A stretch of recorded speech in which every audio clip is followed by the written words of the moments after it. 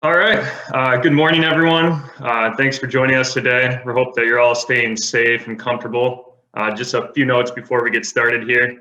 Just a quick reminder, if you could please keep your line on mute when you're not asking a question. We will upload audio and video files of the Zoom call afterwards to our FTP site, but you are able to record as well if you'd like. For when we go through questions, if you have a question, if you can please enter your name and affiliation in the chat box, and then we'll go through the list. Just wait to be called on to ask your question, please. But for that, we'll get started. We'd like to welcome Orioles manager Brandon Hyde with us this morning. Thanks for joining us, Brandon. If you have a question for Brandon, you can put your name in the chat now and we'll get things started. Rock Kubako of Masson Sports, if you'd like to start us off, you can go ahead. Hey, Brandon. What are your thoughts right now on these early changes that are being made here in the offseason where guys that you got used to, Nunez, Iglesias, Alberto, are no longer on the roster? Yeah, we're losing some good players. And this is a little bit part of where we are as an organization and where we are as a team. But I have confidence in our guys that we're going to replace them, and we'll feel really good about the young players that we have coming through our system, as well as the guys that we already have here. So tough to lose Iggy and Nooney because they were a huge part of our offense and a huge part of our club. But it's a next man up mentality, and we're going to have our young players, give them an opportunity to play, and I think that. We have some guys that are ready for the challenge. Next up, John Mioli of the Baltimore Sun. Go ahead, John. Brandon, you had one season where you'd come in late in the offseason and kind of got a slow start on things, and the second season was shortened, and obviously everything that happened this year. This is going to be the third year of this project you're starting. What are you going to need to see at the major league level to feel like as much progress is being made as you want? I thought we made a lot of progress last year. Even though it was a shortened season and we played, the games played was cut dramatically. I did feel like we made big strides as an organization, big strides as a major league club in a lot of areas. We got some of our young players to the big leagues, especially that last half of the 60-game season. You started seeing some guys that are coming through our system. That's exciting. To get some youth or guys that we like a lot with the Mountcastles, Dean Kramers, Aikens, et cetera, as well as, we saw guys really continue to improve from the year before, Tony Santander, a lot of our guys in our bullpen. So I think that we just got to continue to keep getting better. This next year is more of that, of giving more guys opportunity, continue to get our young players better, and really creating a core group of players to compete in the American League East going forward. Next up, Dan Connolly of The Athletic. Go ahead, Dan. Hey, Brandon, to kind of follow up on Rock's question, you talk about trying to replace those three guys, Nunez, Alberto, and Iglesias. What's going to be more difficult, replacing them on the field or replacing them in the clubhouse? And do you have in mind who you think can fill both of those voids? Well, I think that it's a little bit of both, what you said, on the field and in the clubhouse. What Iggy brought last year from a veteran leadership standpoint, he had a great season offensively. Would love to see him play more defensively. Just his leg wasn't going to allow him to do that. But the mentorship that he brought to our young players in our clubhouse was huge. Players really liked him. He was from where he came from. When I saw him back in 2009 to the adult and the man he is now is special and a lot of fun. It was a lot of fun for me to watch. Alberto the same way. The infectious energy that he had, the way he plays the game, the way he comes to play every day. It was a pleasure to manage him the last couple of years. And then Nooney really with what he brought offensively, with the power threat at the plate every single at bat and the ability to drive the ball out of the ballpark, to take good at bats against good pitching that we face. Those are going to be big losses. But I feel confident in our front office and how they're constructing our roster. I feel good about the young players that are going to get more at bats because of losing some of these guys. And yeah, I think we're moving forward with a younger club that we're excited about the talent level that we have guys coming through our system with. Next up, Joe Tresla of MLB.com. Go ahead, Joe. Hey, Brandon, how's it going? Now that 2020 is coming to a close, what do you think you learned about managing this year, and what do you think you learned about leadership, especially when it comes to how some of your players responded to off-the-field issues? Yeah, well, I was really proud of our club. I was proud of our whole organization, the way we handled everything once spring training 1.0 was stopped, and how we handled things throughout those next couple months, the spring training 2.0. Felt the leadership in our organization handled it incredibly well and did a great job of making us all feel like our safety, the players, the coaches, everybody in the building, safety was the number one priority. And I think our players really took to that. Yeah, there was a lot of things that we dealt with that we normally don't have to in a normal season. And what I learned, I learned that there was going to be something different every day, probably. Things that we've never had to deal with before, and you do the best you can. You try to lead a group of men the best you can. You rely with talking to other managers, coaches, etc., on things that you're dealing with and things that the messages that you want to send to your club. But I just thought it was a really productive year, even though it was a strange year, a real productive year, a lot of aspects, and really proud of how our players handled it. Next up, Rich Dubroff of BaltimoreBaseball.com. Go ahead, Rich. Brandon, going into spring training, do you feel like Kramer and Aiken have are pretty much sure things to start the season with the club? And overall, how many starting pitcher candidates do you want to have as you start spring training? Yeah, I thought they put themselves in position the way they threw the ball their last 4 or 5 starts in the big leagues. I thought they really threw the ball outstanding against playoff clubs. The teams that we were facing, really all 60 games, but especially that last month were teams that were putting their best foot forward to give themselves the best position to be in the playoffs and get a good seed, and to go into against the lineups that Kramer and Aiken faced on a nightly basis was really, really impressive with how they handled that. So yeah, absolutely, they gave themselves every opportunity to win a starting job next year. As for the number, I think it's the same answer almost every year, is that the more starters, the better in spring training. We've been pretty fortunate from an injury standpoint here the last couple of years, but you just never know what's going to happen. So yeah, 8, 9 starters would be fantastic, and we'll get it rolling from there. Next up, Nathan Ruiz of the Baltimore Sun. Go ahead, Nathan. Hey, Brandon, have you been in touch much with Trey Mancini? How's he doing, and what are your expectations for him come spring? Yeah, I check in with Trey periodically. I talked to him a couple of weeks ago. It was the last time I talked to him. He was just coming out. He just got done working out. He's doing great. Feels great. Looks great. I've got video on him from hitting in the facility that he works out in, and he looks exactly the same. So excited to have Trey be a part of a full spring training in February, and can't wait to see him. But all signs are great, and he looks fantastic. Next up, Steve Molesky of Masson Sports. Go ahead, Steve. Hey, Brandon, what's the challenge for Brian Mountcastle to continue to produce at a high level? Adjustments and changes that pitchers would make against him, has some of that already happened, or is he going to face a lot more in 2021?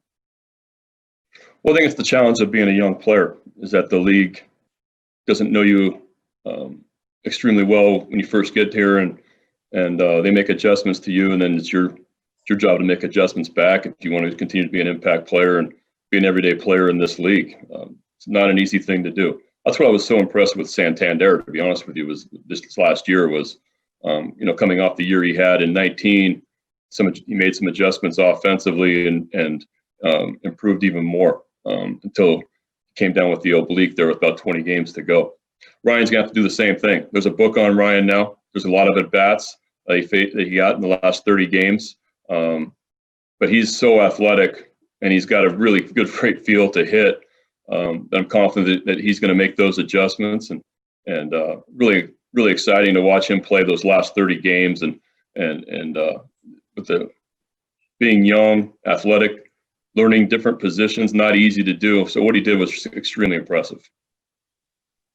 Next up, Stan Charles of PressBoxOnline.com. Go ahead, Stan. Hey, Brandon. Hope you and your family are safe. I have a question about your status. When you look at what happened to Richie Renteria in Chicago, part of rebuilding is taking a lot of hits as the manager. Are you confident that you're the guy that's going to be the guy when this team really is ready to win?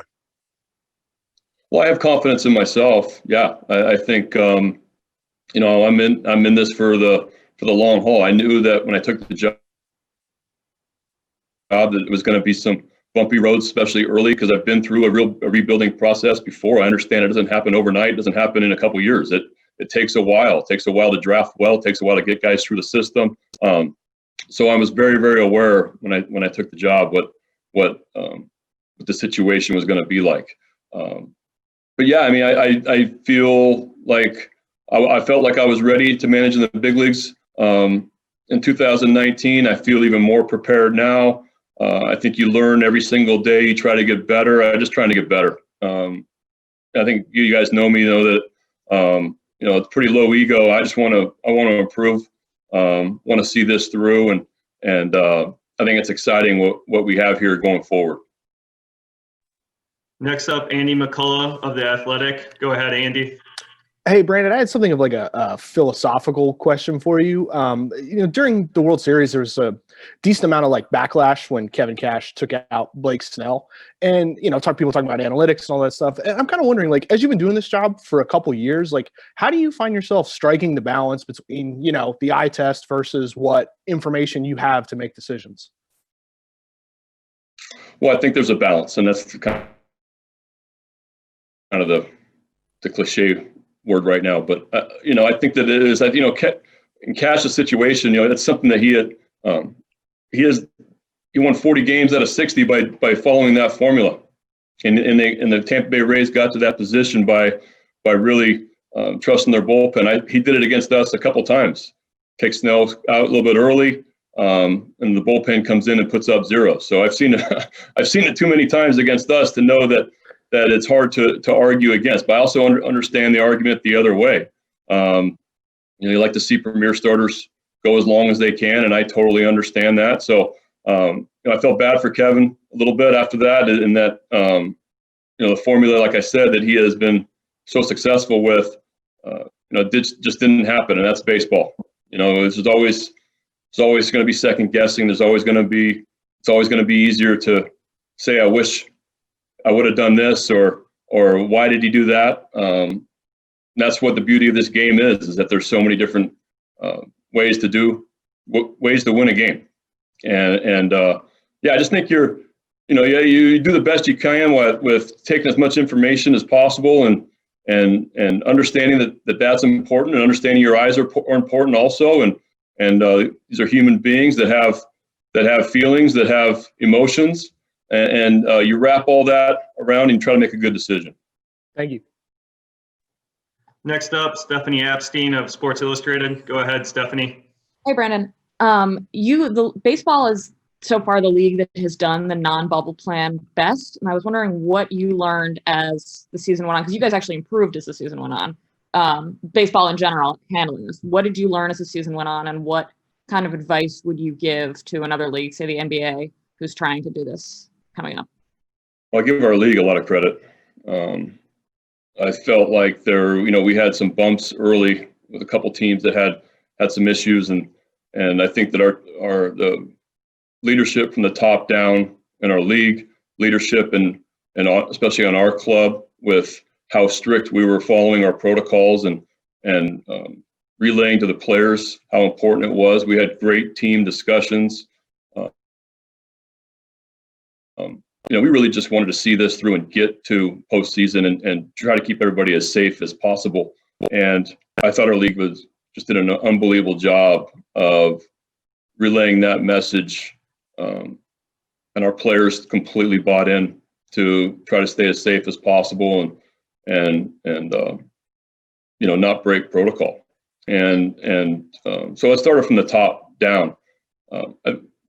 Continuing to travel, continuing to stay in hotels, and our guys just did a great job of not going out, of social distancing, of washing our hands. We social distanced in the dugout as well as we possibly could. We wore masks in the clubhouse. We wore masks as much as possible. So that would be my advice is to just follow the protocols as well as you possibly can and keep your distance. And, hopefully good things happen like it did in our league. Next up, Mark Topkin of the Tampa Bay Times. Go ahead, Mark. Hey, Brandon. Andy kind of touched on this with the Cash decision, and I'm not going to ask you to give your thought on it per se, but is it ultimately just come down as the manager to, as you said, balance? You've got the statistical information, you've got what you're seeing, but I mean, you may consult with your pitching coach, your bench coach, but ultimately it's just your call?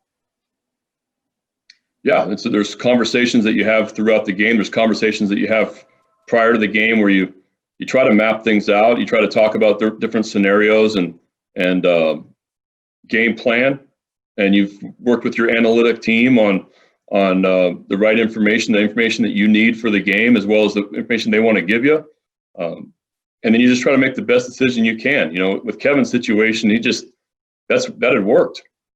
And that's something that he has gone through. I remember he pulled Blake early in a doubleheader day in September against us, and they ended up winning the game by 1 run. It turned out to be the right decision. They won the baseball game. So, and he was just following a formula that has been very successful, and unfortunately, it just didn't work out. Next up, Dave Ginsburg of the Associated Press. Go ahead, Dave. Hello, Brandon. You talked about seeing Mancini in February. My question is what's your confident level of spring training actually coming off on time, and you'll be able to go to Sarasota as opposed to maybe Camden Yards? Well, I'm anticipating us starting in February, and they'll let me know if it's not. I'm anticipating the season starting on time. I'm anticipating the season being 162 games. I want to believe that we're going to start in February, and I think the next month or two is going to tell all of us, whether that's going to happen or not. But I'm confident that I'm going to prepare like we're starting a normal season. I think that's important to tell your players, coaches, etc. Listen, we're in it for 162 this year, and hopefully that happens. Follow-up question from Stan Charles. Go ahead, Stan.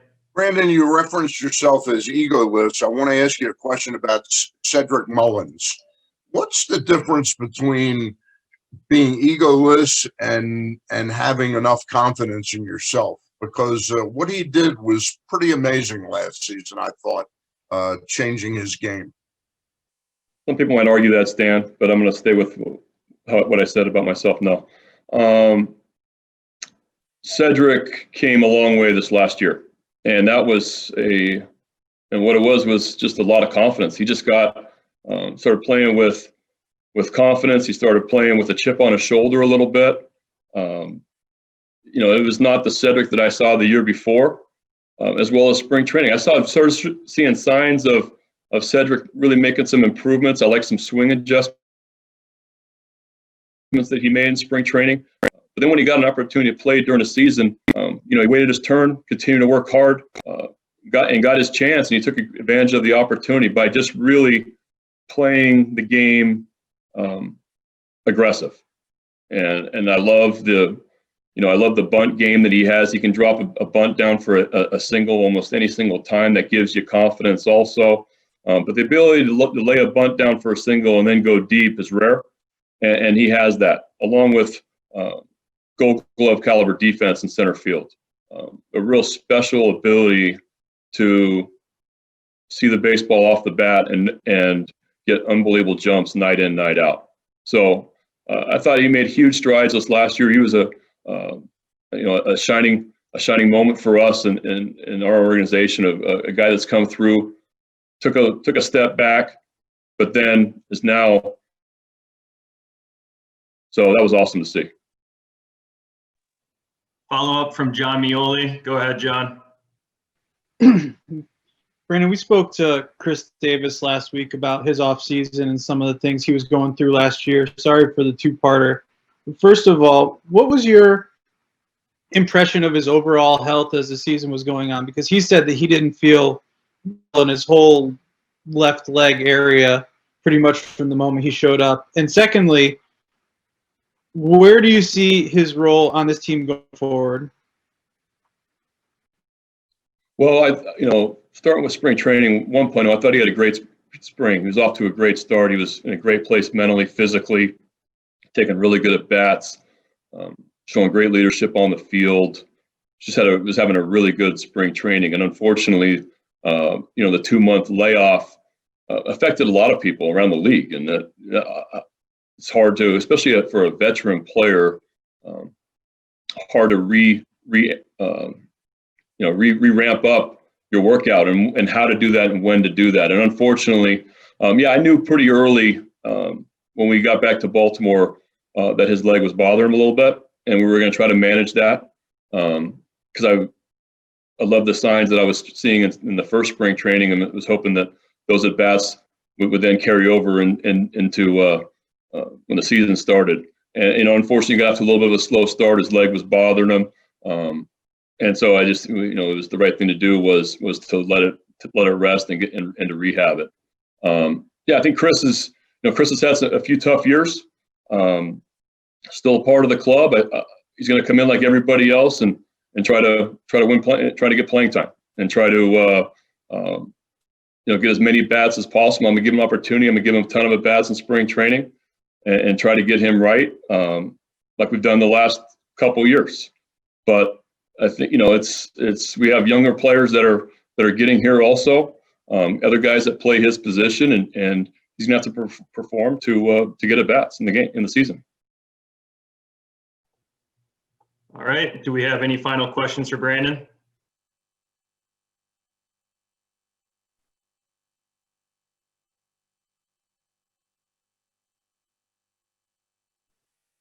One final question from Stan.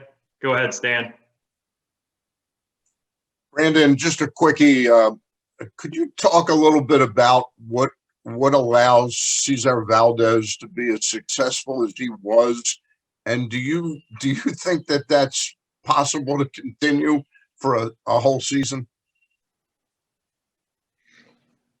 Well, what made him successful? Just an incredible ability to change speeds, locate all pitches to the bottom and below the strike zone. He only had one hiccup on the entire last few weeks he was with us. But it was fun to watch a pitcher pitch, and a guy to be able to locate any pitch that he wants. And if he does that, he's going to have success. I know that he's a great story, and that he's dealt with a lot, but been everywhere in this game, and for him to come out and really be appreciative of a major league opportunity. He came in wanting to get outs, and the next thing you know, he's throwing the ninth inning, pitching the ninth inning for us, and getting out. So I'm assuming that Cesar's going to come in exactly like he left us in Buffalo in September, and I think he's just got a unique ability to keep the baseball off of the barrel and to be able to change speeds. All right. Well, that will wrap things up with Brandon. Thank you, Brandon, for joining us, and thank you all for joining us this morning. Good seeing everybody. Thanks.